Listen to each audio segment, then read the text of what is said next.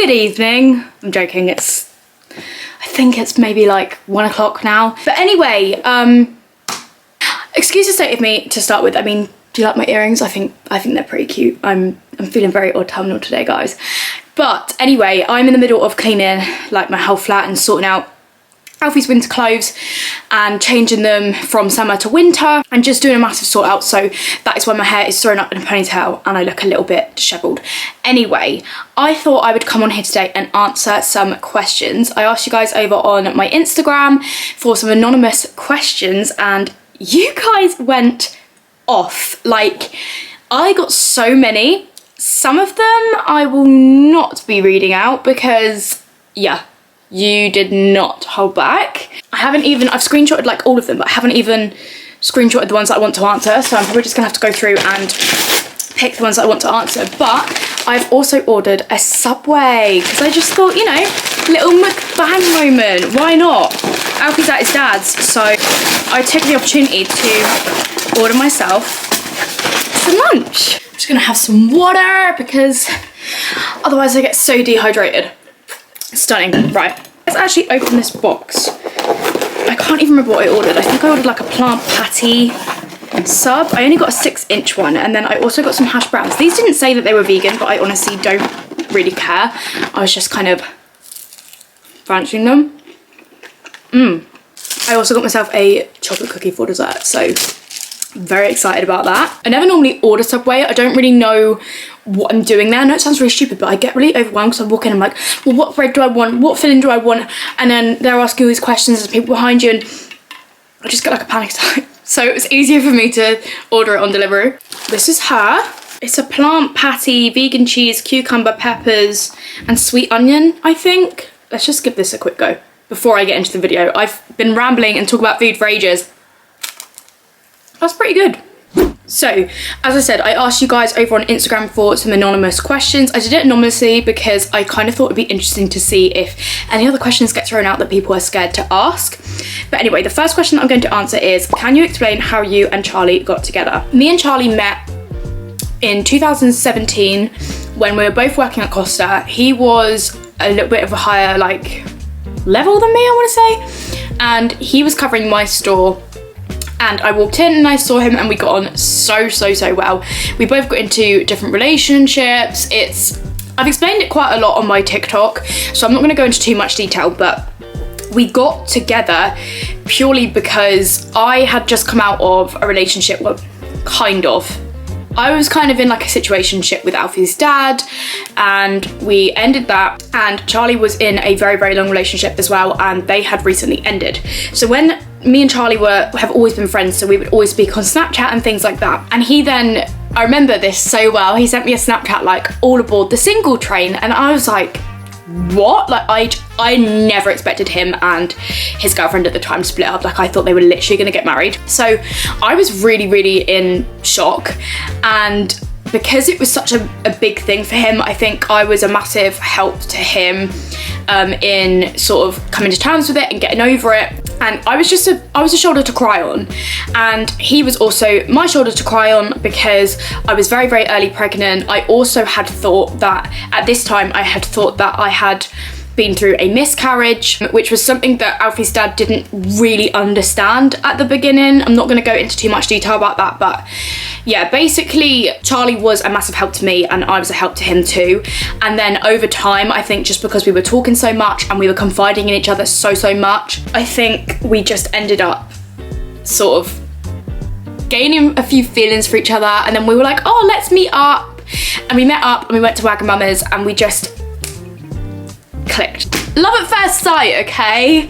And you know, a lot of people say stuff like, oh well, why would you get with another girl who's pregnant with another man's child and stuff like that, but I think it says a lot about Charlie and who he is as a person to be able to take on somebody like in my situation and know what you are in for. It's difficult and I don't know whether I would have been able to do it, so I'm just very lucky for him, basically. This is good. Do you ever feel like less of a mum not having your child full-time?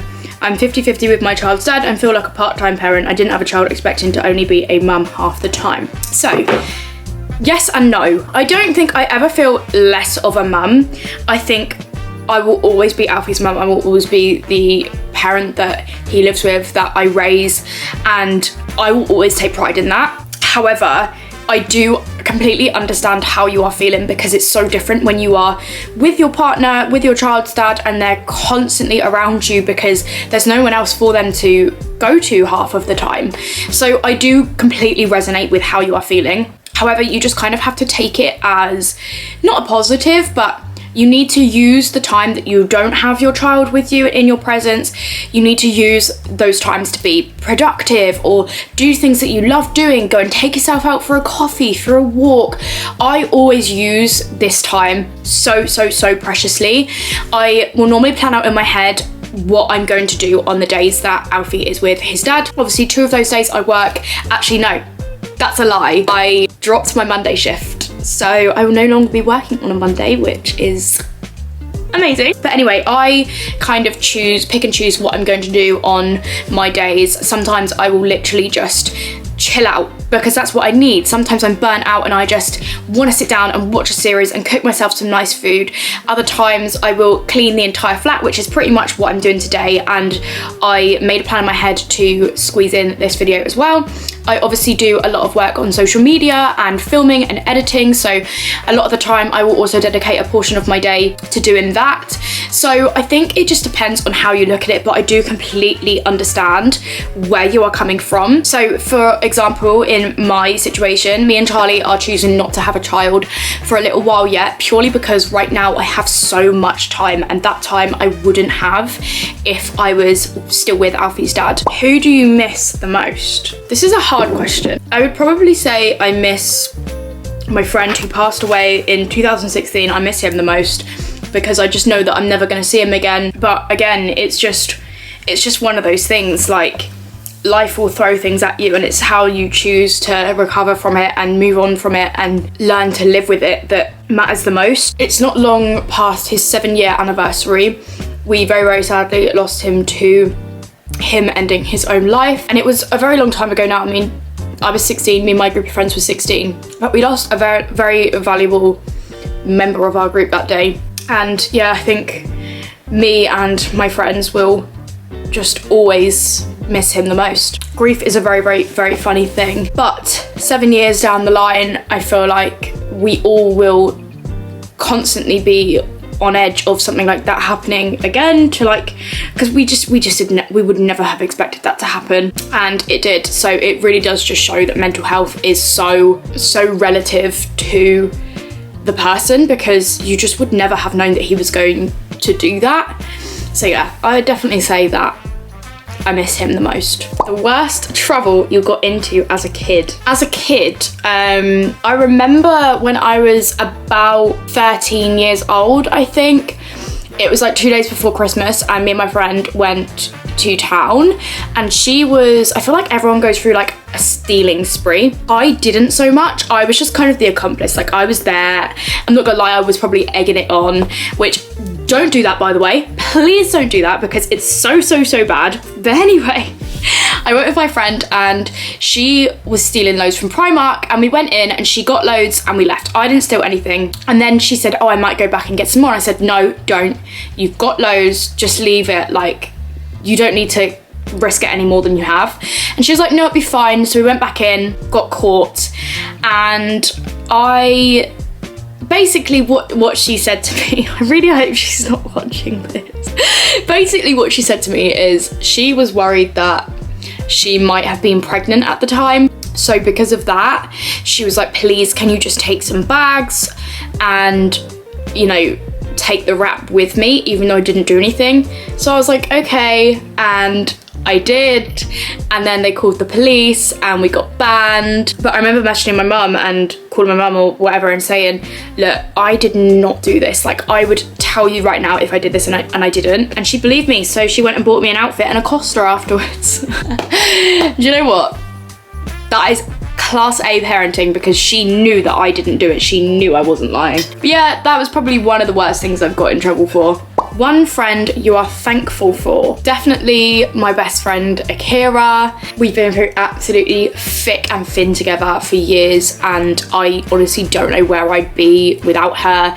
Same goes for my entire group of friends, my new friends that I do social media with, Jessica Ireland and Megan Burns. I'm so grateful for them because they help me so much in terms of social media. We talk every single day, and yeah, I'm thankful for all of them, but for completely different reasons. I just don't know where I'd be right now without any of them. I just want to eat this so I can eat the cookie. Do you ever kind of look forward to the break when Alfie goes to his dad's but then get mum guilt a few hours in? I defo do with my baby. Mum guilt, mum guilt, mum guilt. The worst thing to ever exist. Even if you had your baby 24/7, they never cried, which is obviously impossible, but even if you had a literal angel child and you're an angel parent, I still think that you would get mum guilt. So yeah, to answer this, of course I get mum guilt. I get mum guilt all the time, and I do feel this exact, what you are saying, exactly. So when I first dropped Alfie off, I'm like, yeah, I get the break, I get to come home, I get to do what I like. And then literally 2 or 3 hours in, I'm like, I really miss him. I wonder if he's okay. What about if he's missing me? What about if he's fallen over and hurt himself and he just wants his mummy? What about if he's not very well? I overthink and then think, oh my God, what have I done? But then you also have to think, the more people that love him and the more people that have him or whoever, your child, the more resilient they will be growing up, the more independent they could possibly be. And it's so good for them. Like, I know as a child, I was so attached to my mum, and that wasn't necessarily her fault, but I never went and stayed at my grandparents' house. I would have like odd sleepovers with like my friends when I was really young, but even then I would cry and come home. And I think that is completely normal. I'm not saying that's not normal, but I just think the more people that they can be around for an extended period of time, the more independent and more confident they are going to be as a person. And I'm someone who is so anxiety ridden when it comes to traveling, going anywhere else, going out of my comfort zone, and I really just don't want Alfie to be like that. So you have to kind of think it's benefiting them as much as you might feel guilty about it. It's one of the best things that they can do is to be around other people and experiences that you might not necessarily have been able to give them, or experiences that you may not have gone through when you were younger. And I think that's one of the best things about co-parenting. Not many people, I don't think, really talk about it, but you can take them on experiences of your own with them, and then they can experience other things with the other side of their family. And I just think that is such an amazing thing. It's like, he stays at my mum's every Thursday at the moment, well, give or take, and he absolutely loves it, and he doesn't even want to come home. And you know what? It does make me sad when he sees me and he cries because he wants to stay with his nanny, but I just think I'd rather him be crying seeing me than crying because he doesn't want to go there. It's lovely for her, it's lovely for him, it gets him out of his environment, it gives me a break, and it's just a win-win all around. Of course, I do feel mum guilt. I don't think you can shake that. I don't think, no matter how much you think about it, you can't shake that. But if you actually look deeper into it, every time you feel mum guilt, if you sit yourself down and look deeper into it, you realise that it is actually a really good thing. Would you ever make an OnlyFans? This is a really interesting question, actually. There was actually a period of time where I really considered it, because you can make bank on there, and I have absolutely nothing against people who do this. I think it is an incredible thing. If you are happy and comfortable to share your body and get money for that, then like, go off, like, you do you, like, that's amazing. But I just wouldn't, just because I'm much more of a private person, especially with my body. I'm very is conservative the right word? I don't know. Or maybe reserved with my body. I only like to give my body to my partner, and obviously my child, with like feeding him and stuff like that. So I'm just I believe in that my body should only be with my partner and my baby and my family, and using it for that. However, other people, like, you are in charge of your own body and your own mind, and if that is something that you do and you want to do and you make good money off of it as well, then you can't say anything because you're thriving. Any advice on baby-led weaning? Baby-led weaning was one of the best things that I ever did, but also one of the scariest things I've ever did. And with my second child, I will 100% be doing it again. However, I genuinely do not think that there is anything wrong with purees. A lot of mums do go down the puree route and then they feel really guilty because they see everyone else doing baby-led weaning, and it's just, I honestly don't think it would make them any better or worse of an eater either way. Sorry, I should have really explained. If you don't know what baby-led weaning is, it's basically where you start babies on solid food and not puree from the second that they turn 6 months. So you are giving them broccoli for like their first meal or something like that, just like really over-steamed soft food as opposed to puree. And yes, I did this with Alfie. I think the first thing I ever tried him on was a puree because he was about 2 weeks before he turned 6 months, so I didn't want to start him on solids until he was exactly 6 months old. But I thought I would just like try him on a puree and just see how he got on with it. And from what I remember, I think he did actually really like it. But baby-led weaning is obviously scary because there is a massive risk with choking. But honestly, I think that's more in the mother's head than anything. I think it's just you associate solid foods with choking, but if you actually look up the statistics, I'm pretty sure the likelihood of them choking is not too dissimilar from them choking from purees, which I don't really understand because how can you really choke on a puree? We did baby-led weaning just because it was something that had never really been done in my family before, and my mum was very, very hesitant for me to do it.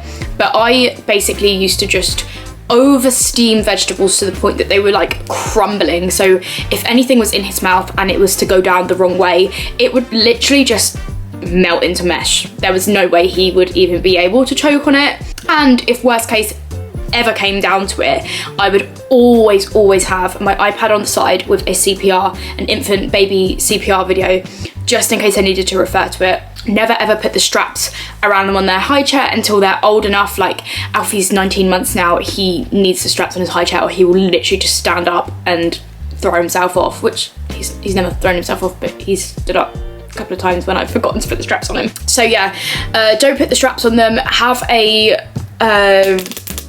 have a CPR video on the side to refer back to just in case you do panic or something, God forbid, does happen. Oversteam everything. God, this was such a long time ago for me now. It was over a year ago, so I can't really remember. I did a lot of videos on it back in the day, so if you want to have a little scour through my TikTok, I'm sure you'll be able to find some more advice on there. If not, there are hundreds of women and mothers doing it all over TikTok, so definitely go and have a look. But honestly, just relax with it, have fun with it.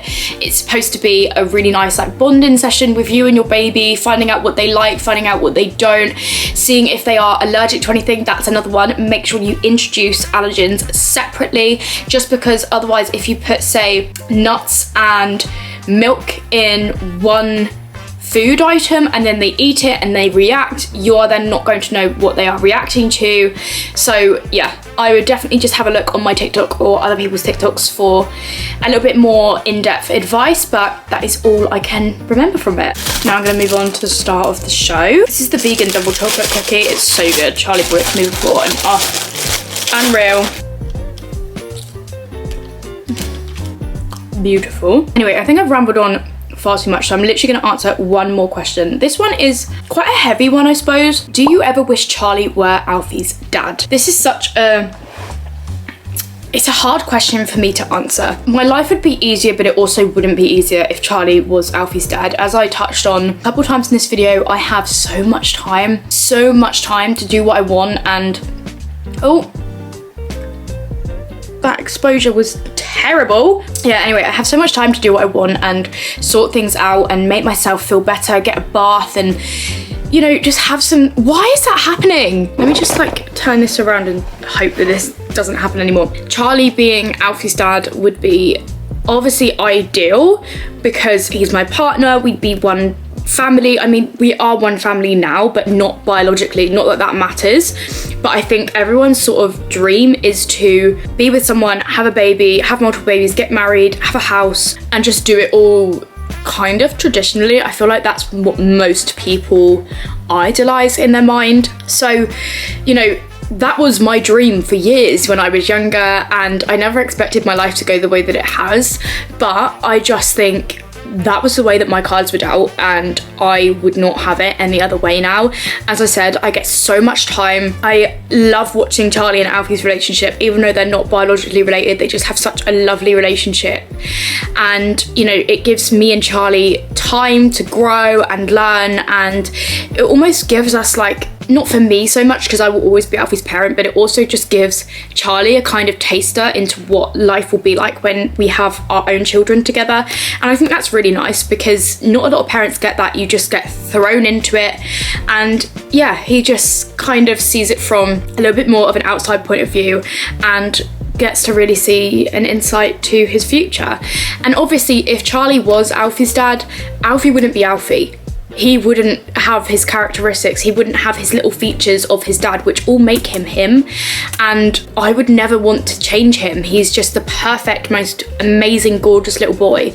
So for mine and Charlie's future children, I will also think the same. I would never want anybody else to be the father of our future children, because they will be them and they will be individual and amazing as they are. So I would never wish for them to be any different. So no, I don't ever wish that Alfie was Charlie's as such. It's just, obviously sometimes it can be an awkward dynamic, but I think in any family situation, whether you're a whole family where you have no dysfunction, no splits, no step siblings or half siblings or anything like that, even if you are just like a whole family, or if you are slightly more dysfunctional like mine, I think there's always going to be like awkward tension, awkward moments, arguments, fights, this, that and the other.